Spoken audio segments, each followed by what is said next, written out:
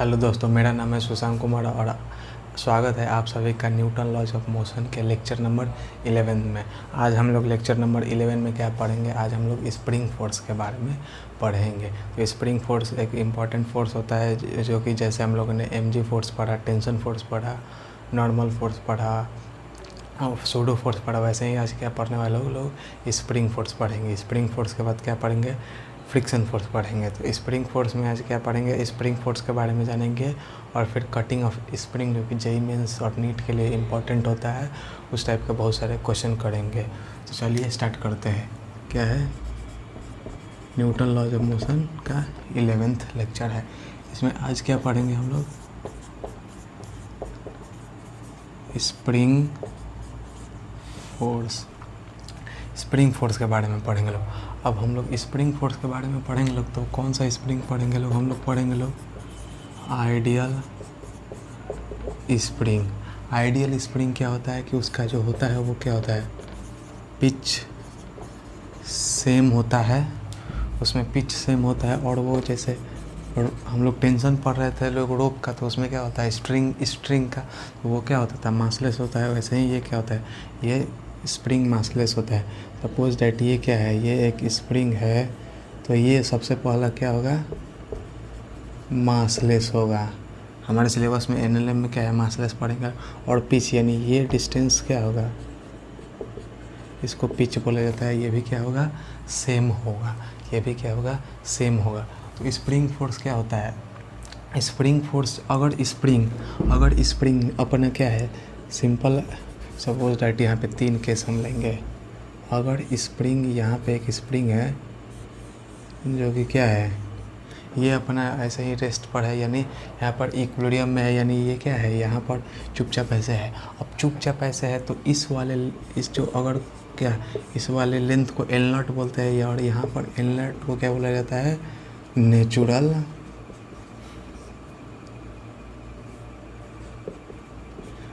Length.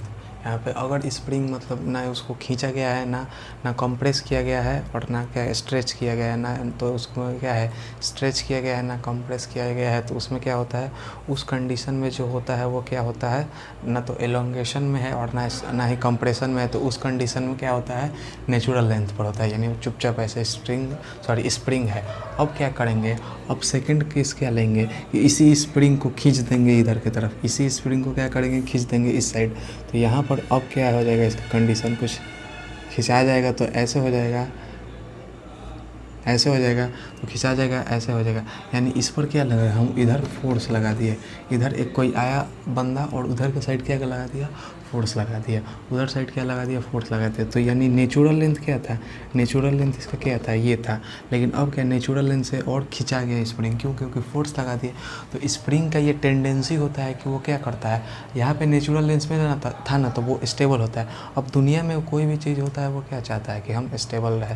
तो यहाँ पर ये चाहेगा कि हम पीछे की तरफ आए, और यही फोर्स को अपोज करने के लिए वो पीछे की तरफ एफएसपी लगाएगा, जिसको क्या बोला जाता है? स्प्रिंग फोर्स बोला जाता है।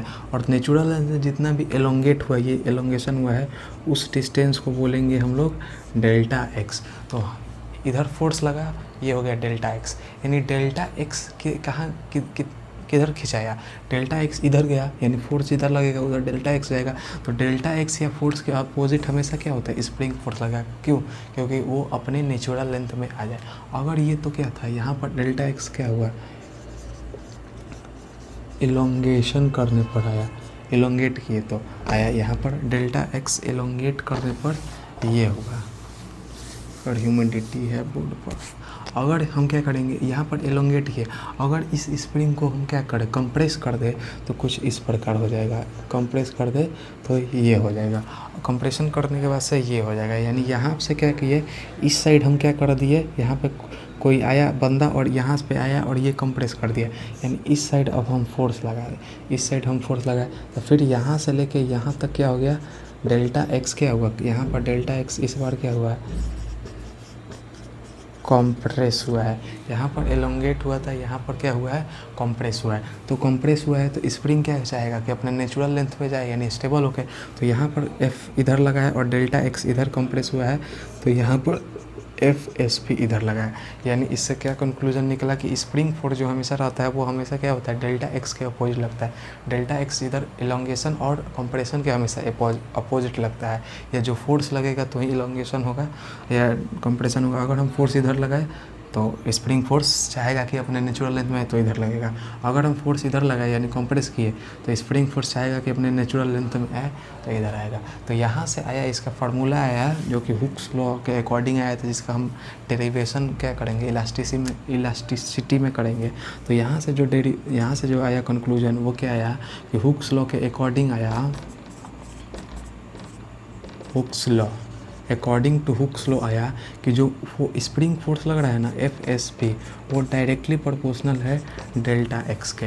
यानी जितना ज़्यादा हम क्या करेंगे, अगर जितना ज़्यादा डेल्टा एक्स खिंचाएगा या जितना, अब यहाँ पे डेल्टा एक्स या तो कंप्रेशन हो सकता है नहीं तो एलोंगेशन हो सकता है। तो जितना ज़्यादा डेल्टा एक्स एलोंगेट होगा या कंप्रेस होगा, जाहिर सी बात है अगर हम इसको थोड़ा सा एलोंगेट करेंगे तो थोड़ा सा फोर्स लगाएंगे तो स्प्रिंग फोर्स भी थोड़ा सा लगेगा, और इसको हम खींच के पूरा उधर लेके चल जाएंगे तो ज़्यादा हम फोर्स लगाए यानी वो रीस्टोर करना चाहेगा कि हम जल्दी से अब ये तो नेचुरल है। अगर हम खींचेंगे किसी चीज़ को तो वो बहुत जल्दी जाएगा, क्योंकि वहाँ से चाहेगा कि हम नेचुरल लेंथ में जाए। या कंप्रेस करेंगे ज़्यादा तो भी जल्दी जाएगा यानी फोर्स ज़्यादा लगेगा। डेल्टा एक्स पर जितना ज़्यादा लगे जितना ज़्यादा रहेगा उतना ही क्या रहेगा, एफ स्प्रिंग रहेगा। यानी F spring is equal to क्या आ जाएगा, के डेल्टा एक्स। यहाँ पर के क्या है, ये होता है स्प्रिंग कांस्टेंट, और डेल्टा एक्स बार बार बता रहा है ये हो सकता है आपका इलोंगेशन भी हो सकता है, और या क्या हो सकता है, कंप्रेशन भी हो सकता है। और यहाँ पर एफ स्प्रिंग क्या होता है, के डेल्टा एक्स, ये मैग्नीट्यूड निकाल के होता है। डायरेक्शन के लिए यहाँ पे माइनस लगाया जाए, ये माइनस क्या डिनोट करता है, ये डिनोट करता है डायरेक्शन, क्योंकि एफ स्प्रिंग हमेशा क्या लगता है, डेल्टा एक्स के अपोजिट लगता है। यानी इधर एलोंगेट हुआ है यानी डेल्टा एक्स इधर है तो एफ स्प्रिंग इधर लगेगा। यहाँ पर डेल्टा एक्स इधर हुआ है यानी फोर्स इधर लगा है तो एफ स्प्रिंग हमेशा क्या लगेगा, यानी हमेशा अपोजिट डायरेक्शन में लगता है अपने आप को रीस्टोर करने के लिए, नेचुरल लेंथ में आने के लिए, इसीलिए यहाँ पर माइनस निकला। बाकी मैग्नीट्यूड क्या होता है, के डेल्टा एक्स, यानी के क्या होता है, स्प्रिंग कांस्टेंट होता है, और डेल्टा एक्स क्या होता है, एलोंगेशन होता है। यानी अगर के एफ इज इक्वल टू क्या होता है, अगर मैग्नीट्यूड की बात करें तो के डेल्टा एक्स होता है। तो यहाँ से अगर पूछा जाए कि एलोंगेशन या कंप्रेशन कितना हुआ, तो delta X is equal to जितना भी एफ एस पी यानी स्प्रिंग फोर्स लगा है वो निकालेंगे कैसे, और ये हो गया के और के हो गया। तो यहाँ से एक्स इज इक्वल टू क्या आ गया, delta X is equal to क्या है, एफ एस यानी स्प्रिंग फोर्स अपॉन के, और इसका के का जो एसआई यूनिट होता है, स्प्रिंग कांस्टेंट का एसआई यूनिट क्या हो सकता है, एफ इज इक्वल टू क्या होता है, F S P is equal to क्या होता है, के डेल्टा एक्स होता है। यानी ये क्या हो गया, न्यूटन हो गया, ये हो गया मीटर। तो यहाँ से ये आया इधर तो के इज इक्वल टू क्या हो गया, न्यूटन पर मीटर। यानी क्वेश्चन में गिवन रहेगा 100 न्यूटन पर मीटर या जितना भी के का वैल्यू गिवन रहेगा, और एफ स्प्रिंग निकाल देंगे, और वहाँ से एलोंगेशन भी निकाल सकते हैं, या इसको मल्टीप्लाई करके एफ स्प्रिंग भी निकाल देंगे। तो वो हम क्वेश्चन में आगे करेंगे। तो अगर हम बात करें स्प्रिंग और स्ट्रिंग की, तो अभी हम टेंशन फोर्स निकालना हम सीखे थे।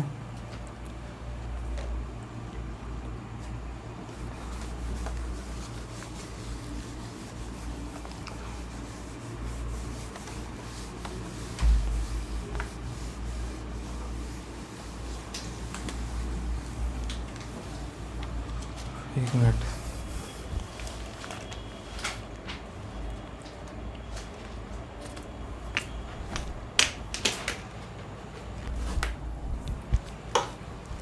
ये बरसात के मौसम में ह्यूमिडिटी ज़्यादा हो गया है।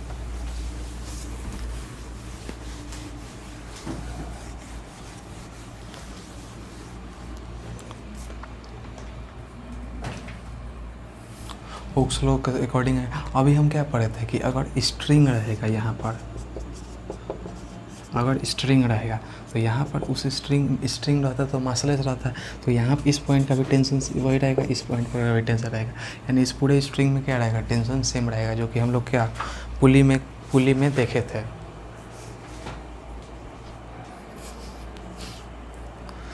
उसको क्या हम पुली में देखे थे। तो वैसे ही सेम स्प्रिंग क्या होता है, स्प्रिंग भी तो क्या होता है, मासलेस होता है और मासलेस स्प्रिंग होता है, तो हर एक पॉइंट पर यहाँ पे क्या रहेगा, स्प्रिंग फोर्स, यानी इस पॉइंट पर भी और इस पॉइंट पर यहाँ पर भी एफ एस पी रहेगा, तो यहाँ पर भी क्या रहेगा, एफ एस पी ही रहेगा। यानी हम एक तरह से स्प्रिंग और क्या है, स्प्रिंग सिमिलर ही होता है। अगर आपको स्प्रिंग वाले सवाल से देख के डर लग रहा है तो वहाँ पर क्या आप स्ट्रिंग मान के भी सॉल्व कर सकते हैं। सपोज है कि ये एक क्या है, ये एक मास m है, तो ऊपर टेंशन T लगेगा, ऊपर टेंशन T लगेगा, लेकिन ये अगर और इक्विलिब्रियम में है तो ये क्या लगेगा, mg लगेगा, यानी T इज इक्वल टू क्या आ गया, यहाँ पर mg आ गया। लेकिन वही अगर यहाँ पे क्या रहता, स्प्रिंग रहता तो इसको छोड़ते, तो अगर ये नीचे आता कुछ और नीचे आने के बाद इक्विलिब्रियम में होता, तो ये हो गया क्या, यानी ये हो गया m। अब इक्विलिब्रियम में है, यानी अब नीचे लग रहा है mg और ऊपर लग रहा है fsp लग रहा है, ऊपर क्या लग रहा है, fsp लग रहा है, यानी यहाँ से और यहाँ पे आ गया, यानी ये क्या हो गया, इसका डेल्टा x हो गया। तो अगर हम क्या करें, अगर इसको fsp को ना मान के अगर हम t मान लेंगे, तो नीचे mg लग रहा है, ऊपर t लग रहा है, और fsp क्या माने हैं हम, fsp यानी इसको t माने हैं, क्योंकि मासलेस स्ट्रिंग और स्प्रिंग क्या होता है, दोनों मासलेस ही होता है। तो यहाँ पर क्या हो गया है, टी इज इक्वल टू क्या है, टी इज इक्वल टू क्या है, एम जी आया है, यानी F S P is equal to क्या आया है, एम जी आया है। तो अगर डेल्टा एक्स कॉम्प्रेशन पूछे तो के डेल्टा एक्स होता है स्प्रिंग फोर्स, और ये हो गया एम जी, और यानी डेल्टा एक्स का वैल्यू क्या आएगा, एम जी अपॉन के आया।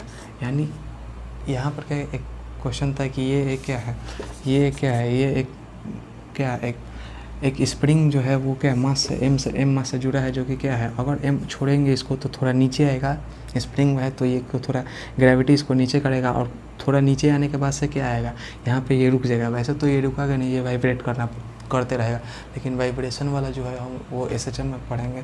तो ये हो गया एम।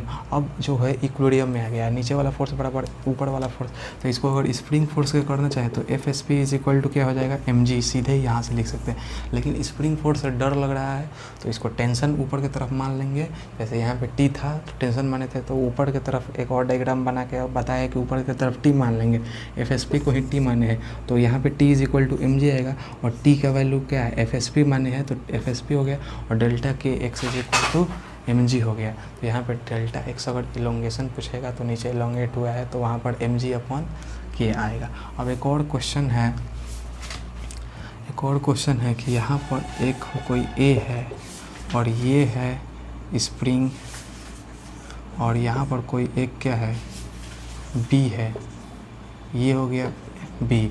अगर इसका स्प्रिंग कांस्टेंट के है इस स्प्रिंग का, तो अगर ये इधर खींचेगा, अगर ये इधर खींच रहा है और ये इधर खींच रहा है, ये इधर खींच रहा है, ये इधर खींच रहा है, तो यहाँ पर एफ एस पी क्या होगा, एफ स्प्रिंग क्या होगा, के यहाँ पर अगर मान लेते हैं कि यहाँ से यहाँ तक खींचा, क्या हो गया, यहाँ से इधर खींचा, तो ये हो गया x2 एलोंगेट किया है, और ये x1 उधर साइड एलोंगेट किया है, तो यहाँ पर kx2 हो गया, और यहाँ पर एफ स्प्रिंग क्या हो गया, kx1 हो गया। लेकिन ये बिल्कुल दोनों क्या हो जाएगा, गलत हो जाएगा। क्यों गलत हो जाएगा, क्योंकि मासलेस स्प्रिंग पढ़ रहे हैं लोग, और मासलेस स्प्रिंग का यहाँ पे अगर क्या होगा, जितना होगा वहाँ पे भी क्या होगा, उतना ही स्प्रिंग फोर्स होगा। लेकिन यहाँ पर kx2 आ गया, यहाँ पर kx1 आ गया, तो ये ना ध्यान देते हुए अगर स्प्रिंग है तो इधर साइड x1 हुआ और इधर साइड x2 हुआ। तो यहाँ पर हम बात करेंगे नेट एलोंगेशन या नेट कॉम्प्रेशन की बात करेंगे। तो यहाँ पर क्योंकि मासलेस है तो मासलेस रहेगा, तो क्या रहेगा, वहाँ पर स्प्रिंग कांस्टेंट क्या रहे, स्प्रिंग फोर्स क्या रहेगा, सेम रहेगा, लेकिन अलग अलग आ रहा है। तो नेट एलोंगेशन की बात करेंगे तो यानी एफ एस पी यानी spring force is equal to क्या आएगा, के इंटू डेल्टा एक्स। माइनस नहीं लिख रहा है, क्यों, क्योंकि माइनस क्या होता है, सिंबल डायरेक्शन बताता है। तो यहाँ पर अगर मैग्नीट्यूड की बात करें तो के डेल्टा एक्स हो गया, और डेल्टा एक्स क्या हो गया, इधर x1 जा रहा है, इधर x2 जा रहा है, इधर x1 जा रहा है, इधर x2 जा रहा है, यानी नेट एलोंगेट कितना हुआ, x1 प्लस x2, यानी F S P is equal to क्या है, के x1 प्लस x2। अब यहाँ इस पॉइंट का भी क्या हो जाएगा, F S P is equal to क्या हो जाएगा, के x1 प्लस x2 हो जाएगा, और इस पॉइंट का भी क्या हो जाएगा, F S P is equal to क्या हो जाएगा, के x1 प्लस x2 हो जाएगा। क्लियर है इतना, तो इसको नोट करिए, तब बात करते हैं नेक्स्ट क्वेश्चन की।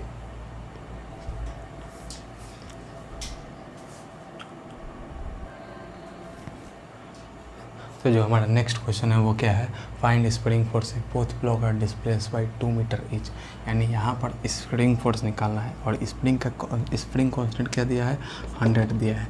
अब एक इसमें क्या है, पहला क्वेश्चन, इन सेम डायरेक्शन में अगर 2 मीटर मूव कर रहा है तो मान लेते हैं ये इधर जा रहा है 2 मीटर तो ये भी इधर जाएगा 2 मीटर, दोनों सेम डायरेक्शन में है तो दोनों सेम डायरेक्शन में है, या तो ये इधर जाएगा तो ये भी इधर जाएगा, यानी सेम डायरेक्शन में है। तो सेम डायरेक्शन में है तो यहाँ पर ए पार्ट सॉल्व करें तो यहाँ पर नेट एलोंगेशन की बात करें तो नेट एलोंगेशन 0 आ गया, यानी डेल्टा एक्स 0 हो गया। तो स्प्रिंग फोर्स क्या आ जाएगा, 0 आ जाएगा, यानी स्प्रिंग फोर्स क्या आ जाएगा, 0 आ जाएगा। क्यों, क्योंकि नेट दोनों सेम डायरेक्शन में है तो ये 2 मीटर जाएगा तो ये भी 2 मीटर जाएगा। अगर ये रेस्ट में रहता है, ये 2 मीटर जाता तो एलोंगेट होता तब ना स्प्रिंग फोर्स आता, लेकिन दोनों सेम डायरेक्शन में जा रहा है तो क्या होगा, स्प्रिंग फोर्स 0 होगा। क्यों, क्योंकि यहाँ पर डेल्टा एक्स 0 हो जाएगा। अगर हम बी पार्ट के सॉल्व करें, इन क्या होगा, इन अपोजिट डायरेक्शन, मान लेते हैं कि ये इधर जा रहा है और ये इधर जा रहा है, ये इधर जा रहा है, ये इधर जा रहा है, ये इधर 2 मीटर गया तो ये इधर 2 मीटर गया, तो जाहिर सी बात है ये स्प्रिंग खींचेगा, और खींचेगा तो कितना खींचेगा, तो यहाँ पर डेल्टा एक्स क्या हो जाएगा, डेल्टा एक्स क्या हो जाएगा, x1 + x2 हो जाएगा। क्यों, क्योंकि नेट एलोंगेशन की बात करेंगे ताकि यहाँ का फोर्स और यहाँ का फोर्स बराबर है, क्योंकि मासलेस स्प्रिंग है।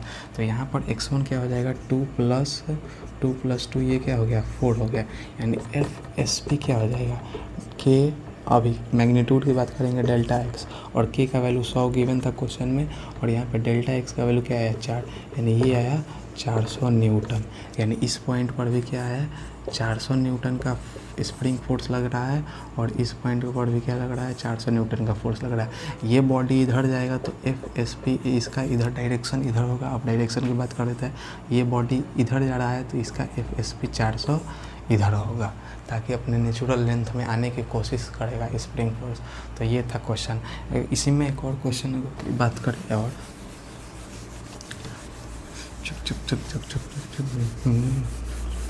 अगर मान लेते हैं एक इंक्लाइन प्लेन वाला पढ़ लेते हैं कि अगर ये एक इंक्लाइन प्लेन है, ये एक इंक्लाइन प्लेन है, और यहाँ पर क्या है, यहाँ पर एक स्प्रिंग लगाया गया है, और ये रहा m मास का ऑब्जेक्ट, और ये अगर इक्विलिब्रियम में है, इक्विलिब्रियम में है, यानी इक्विलिब्रियम में क्या है, नेट फोर्सेस पर 0 है, यानी इधर कौन सा फोर्स, इधर क्या लग रहा है, ये अगर थीटा है तो इधर क्या लग रहा है, mg sin थीटा लगेगा, और इधर क्या लग रहा है, mg cos थीटा लग रहा है, और यहाँ पे क्या लग रहा है, नॉर्मल लग रहा है। तो ये नॉर्मल और mg cos थीटा आपस में कट मर जाएंगे, क्यों, क्योंकि इक्वल एंड अपोजिट लग रहा है, और ये इधर क्या लगेगा, FSP लगेगा। यानी अगर इक्विलिब्रियम में है तो ये FSP इज इक्वल टू क्या हो जाएगा, mg sin थीटा हो जाएगा, और FSP is equal to mg sin theta हो जाएगा। अगर इसमें एलोंगेशन पूछ देगा कि इसमें एलोंगेट कितना हुआ, अगर इसमें एलोंगेशन F0 0 है, अगर एलोंगेशन पूछ दिया तो यहाँ पर क्या हो जाएगा, k delta x is equal to mg sin theta हो जाएगा, यानी delta x is equal to mg sin theta upon k हो गया, यानी ये हो गया। ये क्लियर है, तो इसको नोट करिए। अब बात करते हैं कौन सा, नेक्स्ट क्वेश्चन के बारे में, इसको नोट करिए।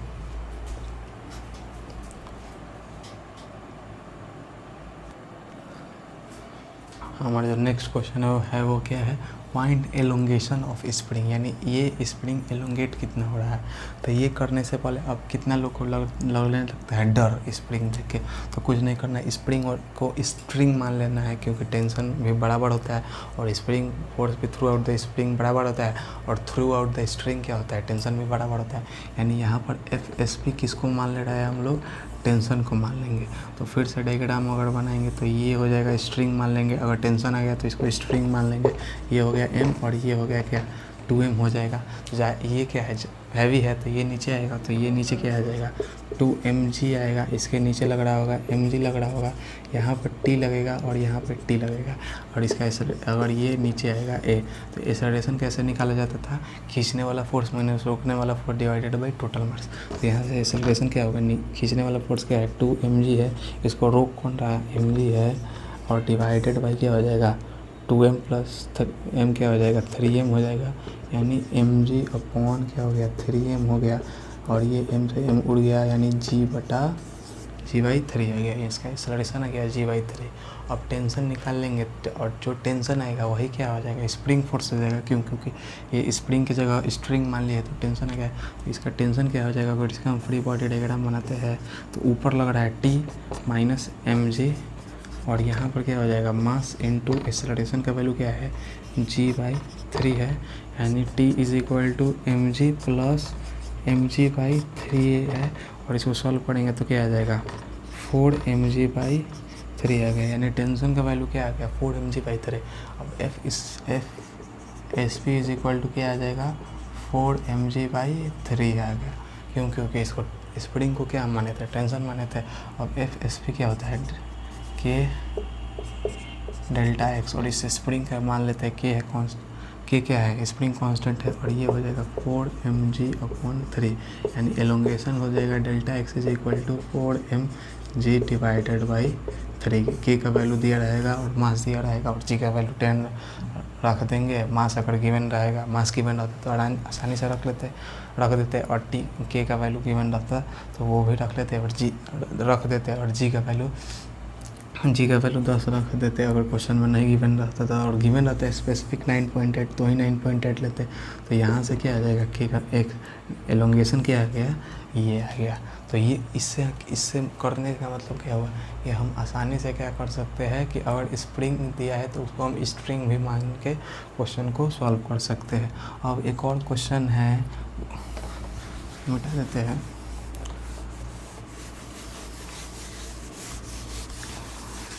वो क्वेश्चन क्या है, उसमें भी क्या निकालना है, उसमें भी अगर एलोंगेशन पूछ देगा तो एलोंगेशन निकालेंगे।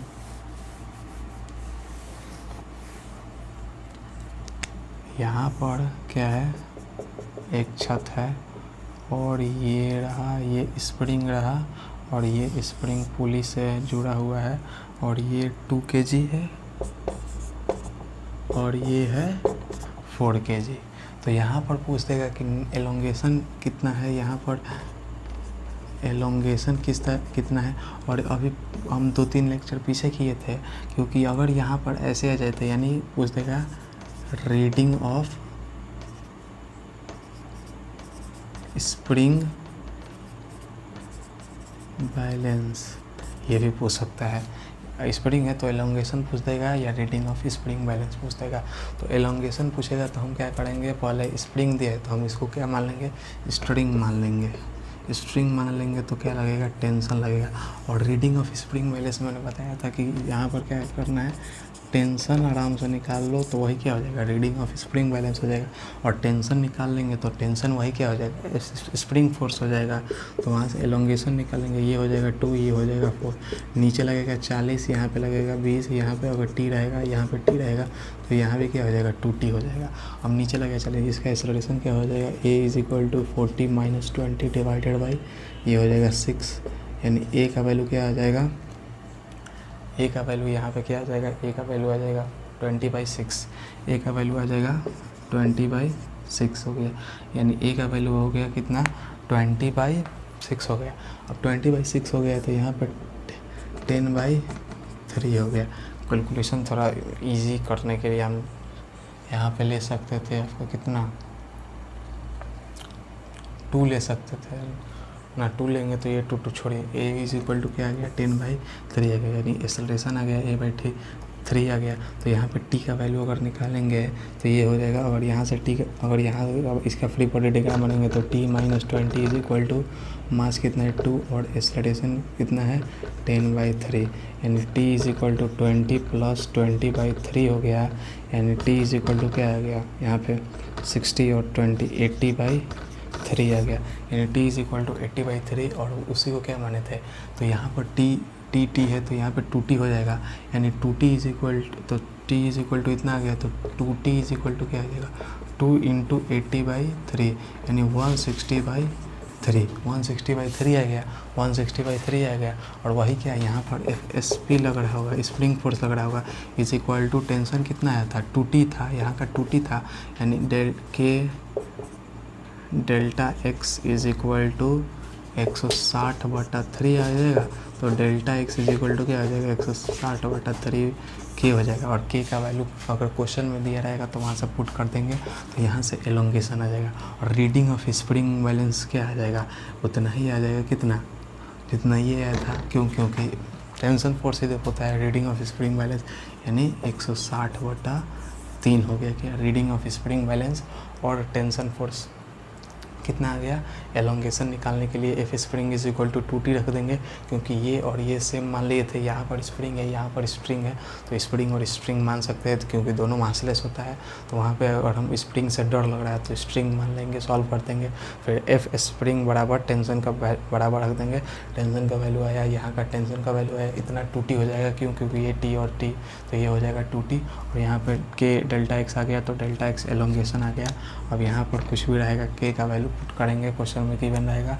और यहाँ पे 2t जो था वो क्या था, रीडिंग ऑफ, यहाँ पे 2t था, वही हो जाएगा रीडिंग ऑफ स्प्रिंग बैलेंस। क्योंकि बताया था कि टेंशन रहेगा, टेंशन निकाल लेंगे तो रीडिंग ऑफ स्प्रिंग बैलेंस निकाल देंगे, और अगर नॉर्मल कॉन्टैक्ट फोर्स निकाल देंगे तो वो रीडिंग ऑफ वेइंग मशीन निकाल देंगे। अब ये था स्प्रिंग बैलेंस का क्या था, एक कॉन्सेप्ट था। हम अभी समझे कि स्प्रिंग फोर्स क्या होता है, फिर उसका फार्मूला समझे, फिर एलोंगेशन कंप्रेशन समझे, फिर समझे कि स्प्रिंग को हम स्ट्रिंग में भी कन्वर्ट करके क्वेश्चन को सॉल्व कर सकते हैं। अब जो हमारा मेन इंपॉर्टेंट टॉपिक है, जहाँ से एग्जाम में क्वेश्चन आता है, वो क्या है, कटिंग ऑफ स्प्रिंग। तो इसको नोट करिए, तब तक वो टॉपिक हम स्टार्ट करते हैं।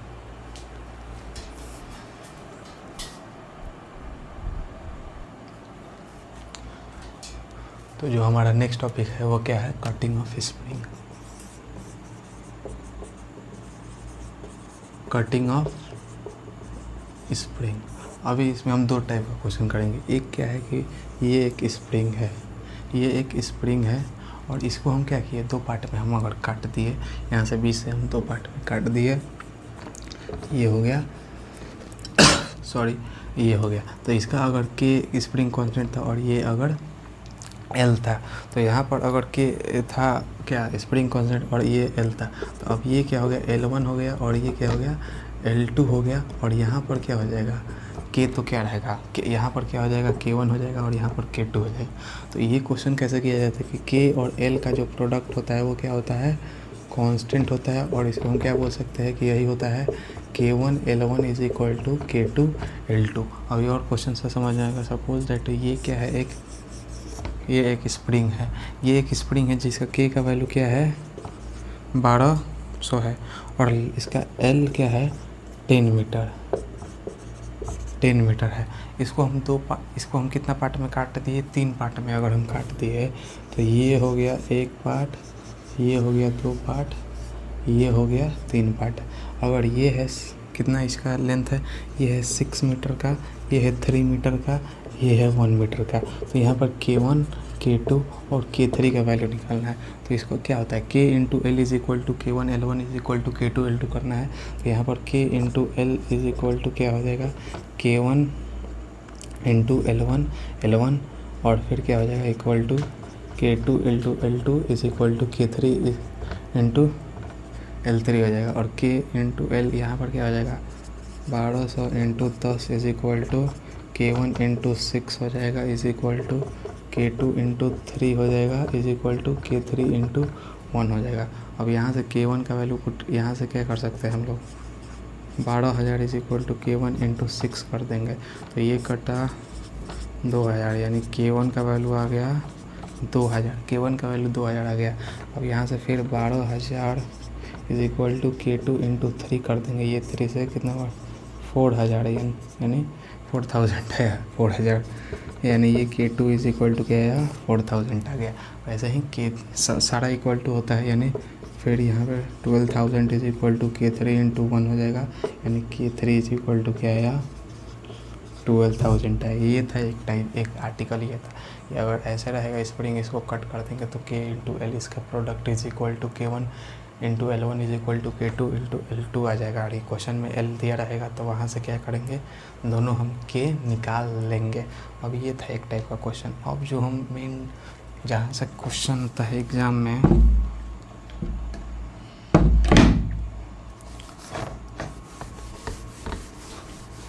उस टाइप का क्वेश्चन करेंगे।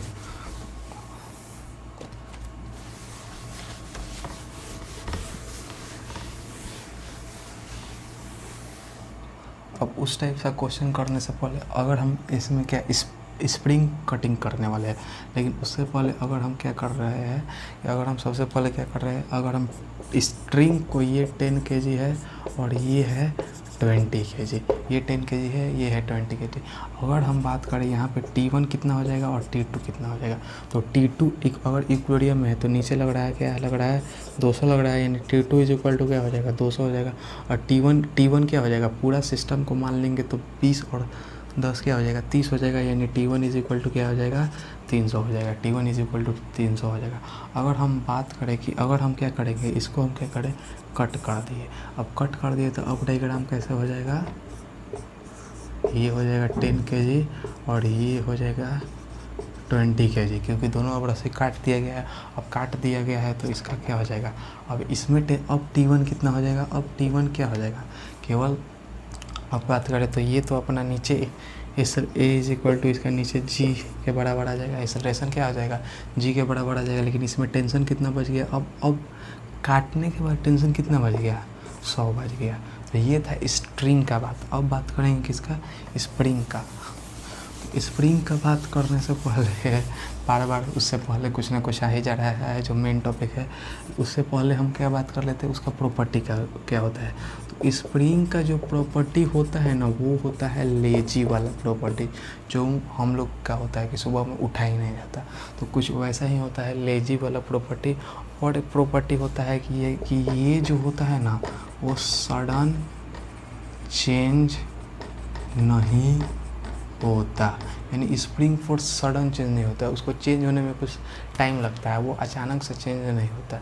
अभी क्वेश्चन से समझ में आया कि सपोज दैट कि ये क्या है, ये हो गया, यहाँ पर एक मास है m, जिसका क्या है 10 kg का है, और ये है स्प्रिंग, ये है 20 kg का है।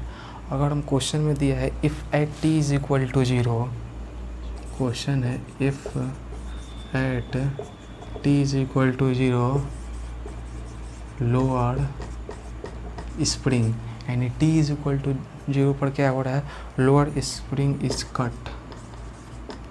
तो क्या करना है, find acceleration of each block, acceleration of each block just after cutting the spring, यानी जो लोअर स्प्रिंग काटा गया है जस्ट आफ्टर, यानी t इज इक्वल टू 0 पर अगर हम इसको काट दिए, यहाँ पर इसको आराम से कैंची लगा देते हैं, यानी t इज इक्वल टू 0 पर अगर हम इसको काट दिए तो जस्ट आफ्टर क्या होगा, हम क्या पूछ रहे हैं कि यानी at t is equal to 0 plus, यानी 0 से थोड़ा सा बाद क्या होगा, यानी t इज इक्वल टू 2, 3, 1 ये सब करना पूछ रहा है, और ये सब का क्वेश्चन इसमें आएगा भी नहीं। अगर पूछेगा t is equal to 2 second पर क्या होगा, t is equal to acceleration of each block, t is equal to 2 second पर, t is equal to 3, t is equal to 4, t is equal to 5, ये सब हम पढ़ेंगे सिंपल हार्मोनिक मोशन में। लेकिन अभी क्या पूछ रहा है कि जस्ट आफ्टर क्या होगा, काटने के जस्ट आफ्टर बाद दोनों का एक्सेलरेशन क्या होगा, वो पूछ रहा है। तो इसको कैसे करेंगे इस टाइप के क्वेश्चन को, तो अगर हम यहाँ पे काट दिए तो अब क्या हो जाएगा, अब क्या हो जाएगा, डायग्राम स्प्रिंग को कट करने के बाद ये हो जाएगा 10, और यहाँ से ये हो जाएगा, और ये कट गया कितना 20, और यहाँ से ऐसे यहाँ पे हो जाएगा। तो दोनों अब कट गया है, तो कट गया है तो इसका कोई, ये वाला स्प्रिंग ओपन अब यहाँ खाली हो गया, तो ये इसका कोई मतलब नहीं रहा, तो ये तो यहाँ हवा में आ गया, तो इसका एक्सेलरेशन नीचे की तरफ क्या हो जाएगा, g हो जाएगा, यानी एक्सेलरेशन ऑफ v क्या हो जाएगा, g हो जाएगा नीचे की तरफ। और यहाँ पर अब इसका एक्सेलरेशन कैसे फाइंड आउट करेगा, तो acceleration is equal to F net is equal to mass into acceleration होता है, तो एक्सेलरेशन इज इक्वल टू क्या होगा, एफ नेट बाई मास हो जाएगा।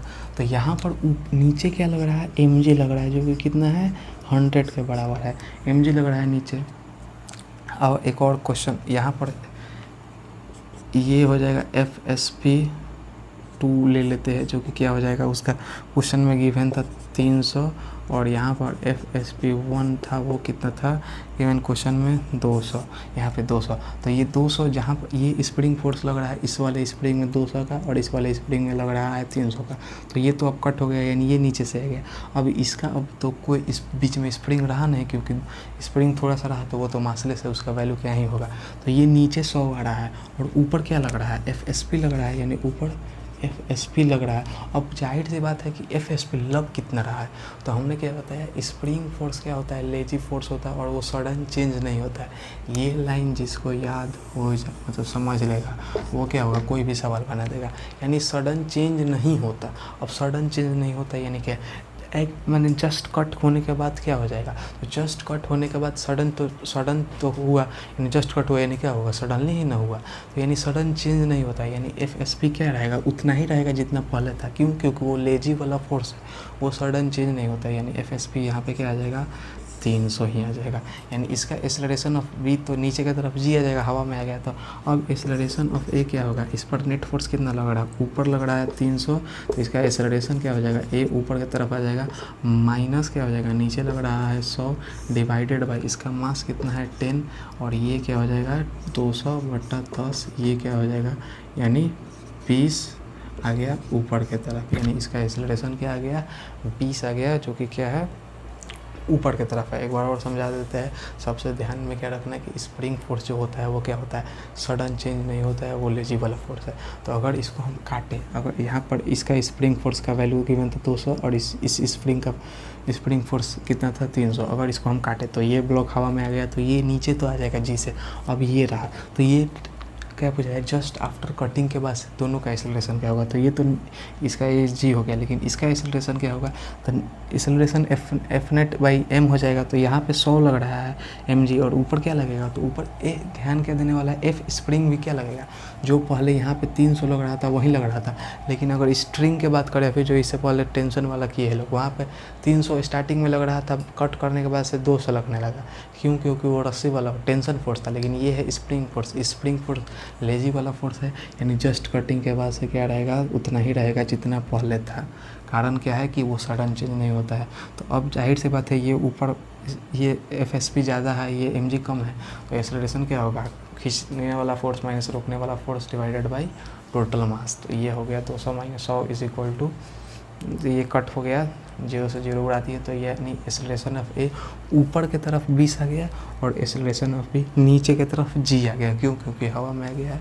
तो इसको नोट करिए, और बहुत सारा टाइप का इसका क्वेश्चन करते हैं।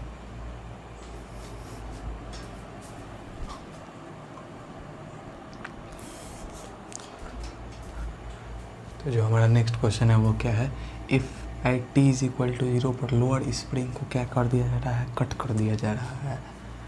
तो फाइंड एक्सेलरेशन ऑफ इस block at t is equal to 0 plus, यानी जस्ट, यानी क्या, जस्ट उसके बाद से, यानी काटने के जस्ट बाद 1 सेकेंड 2 सेकेंड 3 सेकेंड इतना डिले नहीं, काटने के जस्ट बाद क्या होता है, तो ऊपर वाला जो स्प्रिंग फोर्स होता है वो सेम ही होता है, क्योंकि लेजी वाला फोर्स होता है।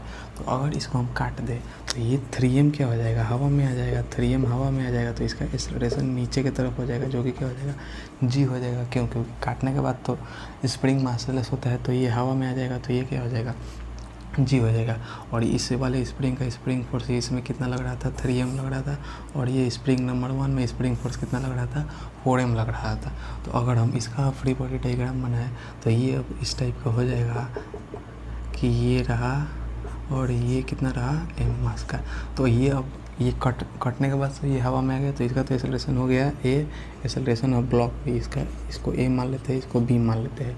तो यहाँ पर नीचे अब क्या लग रहा होगा, mg लग रहा होगा, लेकिन ऊपर क्या लग रहा होगा, स्प्रिंग फोर्स लग रहा होगा।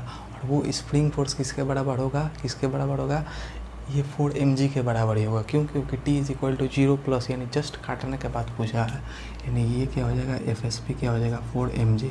अब ये mg है और ये 4 mg है, तो एक्सेलरेशन ऊपर की तरफ होगा, क्योंकि ऊपर वाला फोर्स ज़्यादा है। तो अगर ऊपर वाला फोर्स ज़्यादा है तो इसका ये जो स्प्रिंग का जो ब्लॉक का एक्सेलरेशन होगा ऊपर की तरफ होगा। तो यहाँ से क्या हो जाएगा, काटने के बाद से इसका एक्सेलरेशन यानी ब्लॉक ऊपर की तरफ जाएगा। तो यहाँ से एक्सेलरेशन इज इक्वल टू क्या हो जाएगा, खींचने वाला फोर्स ऊपर की तरफ माइनस नीचे की तरफ mg रोक रहा है डिवाइडेड बाई टोटल मास जो है m है। तो ये क्या हो जाएगा 3 mg डिवाइडेड बाई m हो जाएगा। तो ये m से m गया, यानी क्या हो जाएगा 3g आ गया, और ये क्या आ गया ऊपर की तरफ आ गया, और ये क्या आ गया नीचे की तरफ हवा में आ गया। तो ये हो गया एक्सेलरेशन ऑफ b, और ये एक्सेलरेशन ऑफ a हो जाएगा। अब सेकंड क्वेश्चन है, if upper spring is cut find acceleration of each block. यानी अगर ऊपर वाला ही हम काट देंगे, तो अगर ऊपर वाला हम काट देंगे तो अब क्या, अब इसका डायग्राम जो है फ्री बॉडी डायग्राम कैसे बनेगा। तो ये हो जाएगा ए, ऊपर तो अब कट गया तो कोई कांटेक्ट नहीं ऊपर से, और ये हो गया बी, ये हो गया ए, ये हो गया बी। अब ये हो गया ए और ये हो गया बी, तो इसका मास कितना है, इसका मास है m और इसका मास है 3m, इसका मास है m, इसका मास है 3m, और यहाँ पर FSP2 जो है वो कितना है 3mg के बराबर है, 3mg के बराबर है। तो अगर ऊपर वाला कट कर गया, तो अगर इसकी हम बात करें तो एक्सेलरेशन ऑफ b जो होगा, नीचे क्या लग रहा होगा, इसके 3mg लग रहा होगा, नीचे क्या लग रहा होगा 3mg लग रहा होगा, नीचे 3mg लग रहा होगा। और स्प्रिंग कटने के बाद से तो ये जो स्प्रिंग है इसका वैल्यू जो यहाँ पे जितना रहेगा वहाँ भी इतना ही रहेगा, क्योंकि वो स्प्रिंग लेजी वाला फोर्स है। तो ये नीचे लग रहा है, अगर इसका हम फ्री बॉडी डायग्राम बनेंगे तो 3m के नीचे क्या लग रहा होगा 3mg लग रहा होगा, और ऊपर भी तो स्प्रिंग वाला FSP लग रहा है जो कि कितना है 3mg है, यानी 3mg क्या है बराबर हो गया, यानी कैंसिल हो जाएगा। तो एक्सेलरेशन ऑफ बी क्या आ जाएगा 0 आ जाएगा। यहाँ पर एक्सेलरेशन ऑफ बी 0 आ गया, लेकिन एक्सेलरेशन ऑफ ए क्या हो जाएगा, एक्सेलरेशन ऑफ ए की बात करें अगर, तो यहाँ पर नीचे क्या लग रहा होगा mg लग रहा होगा, और नीचे क्या लग रहा होगा FSP2 लग रहा है, स्प्रिंग फोर्स लग रहा है, यानी ये है ए वाला ब्लॉक है जिसका मास m है। तो नीचे लग रहा है mg और नीचे क्या लग रहा है FSP2 लग रहा है, जो कि क्या है 3m, क्योंकि काटने के बाद से तो स्प्रिंग जस्ट काटने के बाद से ये वाला स्प्रिंग का वैल्यू कितना रहेगा 3mg ही रहेगा। तो 3mg यानी दोनों सेम डायरेक्शन में है, तो एक्सेलरेशन क्या हो जाएगा 3mg और ये mg क्या हो जाएगा 4mg डिवाइडेड बाई क्या हो जाएगा m हो जाएगा, क्योंकि मास m है, और ये हो जाएगा 4, यानी ये हो गया नीचे की तरफ। यानी जस्ट काटने के बाद से इसका एक्सेलरेशन 0 रहेगा, यानी ये रेस्ट पर रहेगा, और इसका एक्सेलरेशन 4g रहेगा नीचे की तरफ। तो ऐसा थोड़ा ये रेस्ट पड़ेगा। t is equal to 1 second 2 second 3 second बाद से क्या रहेगा, ये स्प्रिंग का क्या हो जाएगा, ये स्प्रिंग क्या हो जाएगा, ये जैसे जैसे नीचे आएगा तो ये भी तो नीचे जाएगा। ये तो जस्ट काटने के बाद एक्सेलरेशन ना है, लेकिन 1 2 3 4 टाइम जैसे जैसे बढ़ेगा तो ये क्या स्प्रिंग जो फोर्स बदल जाएगा, क्योंकि ये नीचे आएगा तो नीचे क्या होगा कंप्रेस होगा, तो कंप्रेस होने के कारण स्प्रिंग फोर्स बदल जाएगा। जब स्प्रिंग फोर्स बदल जाएगा तो ये भी नीचे जाएगा, ये भी नीचे आएगा, लेकिन ये एक्सेलरेशन बी कब निकाला जा रहा है 0 पर, sorry t is equal to एकदम जस्ट काटने के बाद, यानी 0 प्लस पर निकाला जा रहा है। ये 0 प्लस का मतलब क्या हो गया जस्ट काटने के बाद से, तो ये हो गया 0 जस्ट काटने के बाद। और यहाँ पर एक्सेलरेशन ऑफ ए क्या हो जाएगा जस्ट काटने के बाद, ऊपर वाला स्प्रिंग 4g वो नीचे की तरफ, यहाँ पर जस्ट ये स्प्रिंग नंबर 2 काट रहा है, तो यहाँ पर क्या हो जाएगा, यहाँ पर जस्ट काटने के बाद एक्सेलरेशन ऑफ बी जो हो जाएगा हवा में आ जाएगा, तो ये नीचे हो जाएगा, और इसको जब जस्ट काट रहा है तो एक्सेलरेशन ऑफ ए क्या हो जाएगा ऊपर की तरफ हो जाएगा 3g हो जाएगा। तो इसको नोट करिए। अब क्या था 2 ब्लॉक में पढ़े कि 2 ब्लॉक था, यहाँ पर 1 ब्लॉक, यहाँ पे 1 ब्लॉक। अब क्या पढ़ेंगे 3 ब्लॉक वाला में कैसे काटेंगे, ये सबसे ऊपर वाला काट देंगे, फिर मिडिल वाला काट देंगे, फिर एक और नीचे रहेगा उसको काट देंगे, तो उसमें कैसे निकाला जाता है इसको नोट करिए।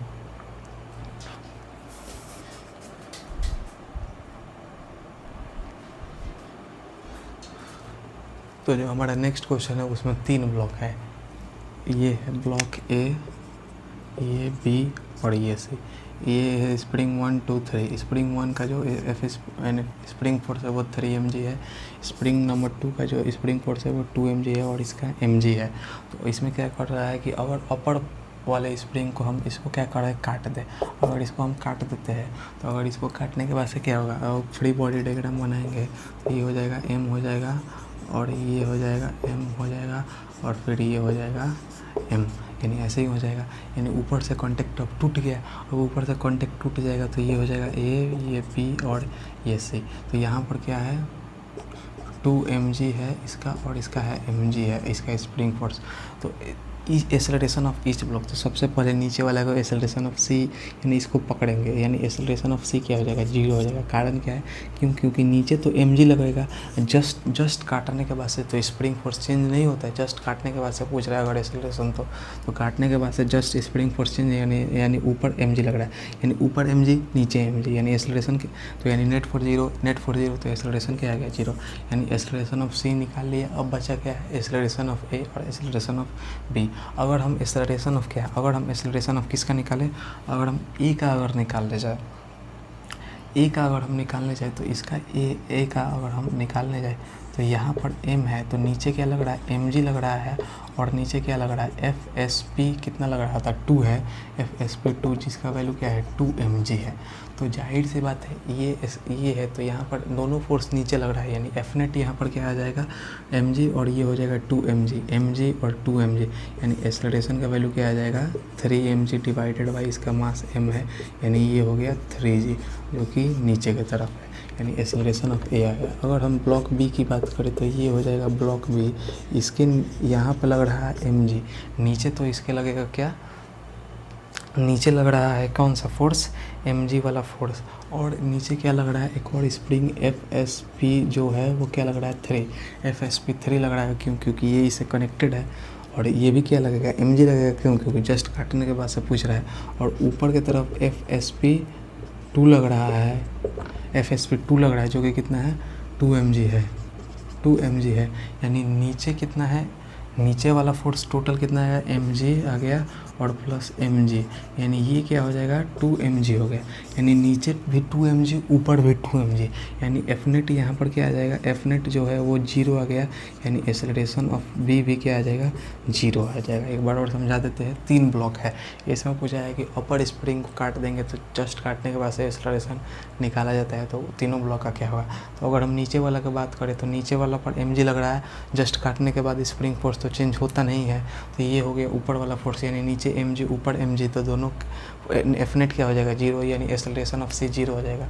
अगर एक्सेलरेशन ऑफ B बात करें तो यहाँ पर क्या लग रहा है एक्सेलरेशन ऑफ A, अब बात करें एक्सेलरेशन ऑफ A निकाला है तो यहाँ पर एक्सेलरेशन ऑफ A ऊपर तो कोई फोर्स नहीं लग रहा है, नीचे क्या लग रहा है mg लग रहा है, और नीचे क्या लग रहा है FSP 2 जो क्या है 2 mg है, तो 2 mg यानी लग रहा है, यानी टोटल क्या हो जाएगा फोर्स 3 mg, तो F नेट क्या हो जाएगा 3 mg, और एक्सेलरेशन इज इक्वल टू क्या होता है F नेट बाई m, यानी यहाँ पर क्या हो जाएगा 3 mg बाई m हो जाएगा, m गया यानी 3g जो कि क्या है नीचे की तरफ है, क्योंकि दोनों फोर्स नीचे की तरफ है। इसका हम गए हैं निकालने एक्सेलरेशन, तो इसमें क्या लग रहा है नीचे की तरफ mg लग रहा है, लेकिन नीचे की तरफ ये लग रहा है mg FSP 3 जो स्प्रिंग फोर्स 3 है, और यहाँ पर ऊपर की तरफ FSP 2 लग रहा है जो कि 2 mg है, यानी mg और mg नीचे की तरफ क्या हो जाएगा 2 mg, अब नीचे की तरफ 2 mg हो गया और ऊपर की तरफ भी 2 mg, तो यहाँ पर F नेट 0 हो गया, यानी एक्सेलरेशन ऑफ B भी क्या आ जाएगा 0 आ जाएगा। अब ये क्या था, अगर हम अपर पार्ट काटे हैं तो अब क्या करेंगे, हम इसमें मिडिल वाला पार्ट काट देंगे। अब मिडिल वाला पार्ट काट देने के बाद से लोअर वाला पार्ट काट देंगे, तो यहाँ पर से अब मिडिल, फर्स्ट केस क्या था मिडिल था, अब क्या कर सॉरी अपर था, अब क्या करेंगे मिडिल वाला कट कर देंगे। अब मिडिल वाला कर देंगे तो ये कट हो जाएगा। अब कट होने के बाद से कैसे इसका स्थिति जो हो जाएगा कुछ इस प्रकार हो जाएगा, जो कि क्या है ये हो जाएगा m मास का स्प्रिंग जो कि क्या हो जाएगा FSP 1 हो जाएगा, जो कि इसका वैल्यू कितना है 3 mg है। अब ये तो कट हो गया तो इसका कॉन्टेक्ट टूट गया, यानी ये हो गया m हो जाएगा, क्योंकि ये a हो जाएगा, ये b हो जाएगा, और फिर ये हो जाएगा m जो कि क्या हो जाएगा c हो जाएगा। अब इसमें तीनों का एक्सेलरेशन की बात करें तो यहाँ पर FSP 3 बचा, क्योंकि FSP 2 तो गया कट गया तो हो गया आराम से, यानी स्वर्गलोक में सिधार गया। तो ये हो गया इसका mg है। अब ये mg है, तो अगर हम ब्लॉक C का बात करें तो ब्लॉक C फिर बेचारा 0 आ जाएगा। कहाँ है कारण क्या है, तो ये 0 हो जाएगा। क्यों, क्योंकि अगर ब्लॉक C के ये बना है, ब्लॉक C जो है नीचे क्या लग रहा है mg लग रहा है, लेकिन ऊपर क्या लग रहा है FSP यानी स्प्रिंग फोर्स नंबर 3 लग रहा है, जो वो भी कितना है mg है। तो mg कट हो गया यानी F नेट 0 हो गया, तो एक्सेलरेशन भी क्या हो गया 0 हो गया, यानी ए एक्सेलरेशन ऑफ C क्या हो जाएगा 0 आ जाएगा। एक्सेलरेशन ऑफ A की बात करें तो ये हो जाएगा A जिसका मास है m, नीचे क्या लग रहा है mg लग रहा है, नीचे क्या लग रहा है mg लग रहा है, ऊपर कौन सा फोर्स लग रहा है 3 mg लग रहा है, स्प्रिंग फोर्स लग रहा है। इसका एक्सेलरेशन क्या होगा 3 mg माइनस mg, यानी ये होगा नेट फोर्स डिवाइडेड बाई इसका मास क्या है m है, यानी 2 mg डिवाइडेड बाई m हो जाएगा। ये गया तो यानी 2g आ गया, और वो क्या है ऊपर आ गया, क्योंकि ऊपर वाला फोर्स बड़ा है। यानी ये हो गया एक्सेलरेशन ऑफ A, ये हो गया एक्सेलरेशन ऑफ C, बचेगा एक्सेलरेशन ऑफ B बचा। तो ये हो गया मास m। नीचे की तरफ एक तो FSP3 लग रहा है, वो क्या है mg लग रहा है, और एक लग रहा है ग्रेविटी mg, यानी इसका एक्सेलरेशन जाहिर सी बात है नीचे की तरफ आएगा, क्योंकि दोनों फोर्स नीचे लग रहा है। क्योंकि दोनों फोर्स नीचे की तरफ लग रहा है यहाँ पर। तो यहाँ पर अगर हम निकालें, ऊपर तो कोई कांटेक्ट नहीं है, नीचे लग रहा है mg और इस पर लग रहा है mg, यानी यहाँ पर अगर एक्सेलरेशन ऑफ B निकाले तो ये क्या हो जाएगा mg plus mg divided by 2, यानी यहाँ पर sorry divided by total mass कितना है B का m, यानी एक्सेलरेशन ऑफ B जो हो जाएगा वो 2 mg डिवाइडेड बाई m हो जाएगा, यानी ये m से m गया, यानी एक्सेलरेशन ऑफ B जो होगा वो क्या हो जाएगा 2g हो गया, यहाँ पे नीचे की तरफ हो गया। यानी एक्सेलरेशन ऑफ A जो आया वो 2g आया ऊपर की तरफ, यहाँ पर एक्सेलरेशन ऑफ B आया 2g नीचे की तरफ, और एक्सेलरेशन ऑफ C आया 0। कैसे आया समझ में आ गया होगा। अब ये हो गया मिडिल वाला काट दिए, तो अब काटेंगे कौन सा, यानी अब लास्ट वाला काटेंगे, यानी लोअर वाला काटेंगे।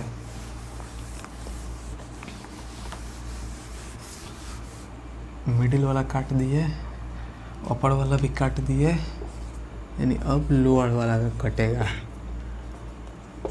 यानी अब लोअर वाला काट दिए। अब लोअर वाला काट देने के बाद से अब इसका कैसा दशा जो होगा वो कैसा होगा, तो ये हो जाएगा m, और ये हो जाएगा m। अब लोअर वाला कट गया तो ये हो जाएगा m। अब kid bar acceleration of C 2 बार 0 आ जाए, बार एक्सेलरेशन ऑफ C 0 आ जाएगा था, लेकिन इस बार ये हवा में आ गया है, यानी नीचे की तरफ A आएगा जो कि क्या हो जाएगा g हो जाएगा, यानी एक्सेलरेशन ऑफ C क्या हो जाएगा g हो जाएगा, एक्सेलरेशन ऑफ C हो जाएगा g। अब ये हो जाएगा A और ये हो गया B। अगर A वाला की बात करें तो यहाँ पर FSP1 लग रहा है, यानी स्प्रिंग फोर्स नंबर 1 लग रहा है। नंबर 1 जो है एक नंबर वाला स्प्रिंग फोर्स कितना लग रहा है 3 mg लग रहा है। यहाँ पर 2 नंबर वाला स्प्रिंग पर कितना लग रहा है 2 mg लग रहा है, यानी ये हो गया। यानी इसका अगर हम निकालें तो अगर इसका फ्री बॉडी डायग्राम बनाए तो ये हो गया m, इसके नीचे कौन सा फोर्स लग रहा है mg लगेगा ही, और एक और लग रहा है 2 mg लग रहा है, ऊपर लग रहा है 3 mg स्प्रिंग लग रहा है, यानी 3 mg और ये 2 mg और ये क्या हो जाएगा 3 mg, ये दोनों मिल जाएगा। तो यहाँ पर क्या हो जाएगा 2 mg और 3 mg क्या हो जाएगा 2 mg और mg क्या हो जाएगा 3 mg, नीचे भी 3 mg ऊपर भी 3 mg, यानी एक्सेलरेशन ऑफ A क्या हो जाएगा 0 हो जाएगा। क्योंकि नेट फोर्स 0 आ गया। अगर हम ये हो गया ब्लॉक A की बात, अगर हम ब्लॉक B की बात करें तो ये हो जाएगा इसका मास m, नीचे क्या लग रहा है mg लग रहा है, नीचे तो mg लगेगा, लेकिन जस्ट काटने के बाद से तो स्प्रिंग का वैल्यू उतना ही रहता है जितना पहले रहता है, क्योंकि वो सडन चेंज नहीं होता है। तो यहाँ पर ऊपर की तरफ क्या हो जाएगा FSP2 जो कि कितना हो जाएगा 2 mg हो जाएगा, यानी जाहिर सी बात है ये mg है ये 2 mg है, तो ऊपर की तरफ एक्सेलरेशन हो जाएगा। तो एक्सेलरेशन ऑफ B जो हो जाएगा वो 2 यानी F नेट यानी 2 mg माइनस नीचे कितना लग रहा है mg डिवाइडेड बाई ये मास हो जाएगा, यानी एक्सेलरेशन ऑफ B जो हो जाएगा वो क्या हो जाएगा mg डिवाइडेड बाई m हो जाएगा। ये m से m गया, यानी एक्सेलरेशन ऑफ B जो हो जाएगा g ऊपर की तरफ, यानी एक्सेलरेशन ऑफ B क्या हो जाएगा g ऊपर की तरफ, यानी एक्सेलरेशन ऑफ B कितना हो गया g ऊपर की तरफ। एक्सेलरेशन ऑफ A जो आया वो 0 आ गया, क्योंकि नेट फोर्स 0 हो गया, और एक्सेलरेशन ऑफ C काटने के बाद से ये तो हवा में आ गया, यानी g लगेगा इस पर g, और वो कितना लगेगा नीचे, वो किधर लगेगा नीचे की तरफ। तो ये था 3 ब्लॉक वाला में हम किए, उसमें हम पहले 2 ब्लॉक वाला में किए, 2 ब्लॉक वाला में किए जिसमें देखे कि हम ऊपर वाला काटे, तो ऊपर वाला काटे तो उसमें क्या हम देखे कि सडन चेंज नहीं होता है, यानी काटने के जस्ट बाद स्प्रिंग जो रहता है वो सबका क्या होता है वैल्यू सेम होता है। काटने के जस्ट बाद अब t इज इक्वल टू 1 2 3 4 ये हम सब किस में पढ़ेंगे, SHM में पढ़ेंगे, और सिंपल हार्मोनिक मोशन उससे पहले पूछेगा भी नहीं इस चैप्टर में। तो काटने के बाद जो सेम होता है वहाँ से तीनों ब्लॉक को आराम से फ्री बॉडी डायग्राम बना के निकाले और वहाँ पर फिर तीनों बॉडी का एक्सेलरेशन निकाल दिए। तो आज हम लोगों ने क्या पढ़ा, स्प्रिंग फोर्स के बारे में पढ़ा, जो कि क्या होता है FSP is equal to K delta x होता है, जो कि माइनस भी आता है। माइनस डायरेक्शन डिनोट करता है कि जिधर डेल्टा x या फोर्स लगेगा उसके अपोजिट स्प्रिंग फोर्स लगेगा, इसलिए माइनस लगाया जाता है। वो सब पढ़ा। उसके बाद से कटिंग ऑफ स्प्रिंग, जो इस टाइप का स्प्रिंग था जो कि सिंपल ऐसे रखा हुआ था, इसको काट देंगे तो उसमें K1 K2 ये सब निकालना सीखे। फिर इस टाइप का क्वेश्चन करे जिसमें 2 ब्लॉक था, उसमें ऊपर वाला नीचे वाला काट दे, या 3 ब्लॉक था ऊपर वाला भी काट के निकाल ले, तीनों का एक्सेलरेशन, बीच वाला भी काट के तीनों का एक्सेलरेशन निकाल ले, और लोअर वाला का भी काट के तीनों का एक्सेलरेशन निकाले। तो ये अगर यही क्या था, यही गिवन था, यहाँ पे 10 kg दे देता, 20 kg दे देता, यहाँ पे 30 kg दे देता, तो वहाँ से वैल्यू पुट करके अभी वेरिएबल खेल लिए। जब इतना वेरिएबल खेल लिए तो न्यूमेरिकल वैल्यू देगा तो आराम से आप पुट करके निकाल लेंगे। तो ये था आज का लेक्चर में। तो NLM का सीरीज होता है यहीं पर समाप्त। अगर बाद में ट्राई करेंगे कि इम्पॉर्टेंट क्वेश्चन जो JEE मेंस में आया है, PYQ जितना भी आया है वो सब लाने का मैं कोशिश करूँ। अगर आप लोगों का सपोर्ट रहा तो ये 11 लेक्चर में NLM ख़त्म हुआ है। स्टार्टिंग किससे किए थे लोग, हम लोग Newton first law, Newton second law से स्टार्ट किए थे।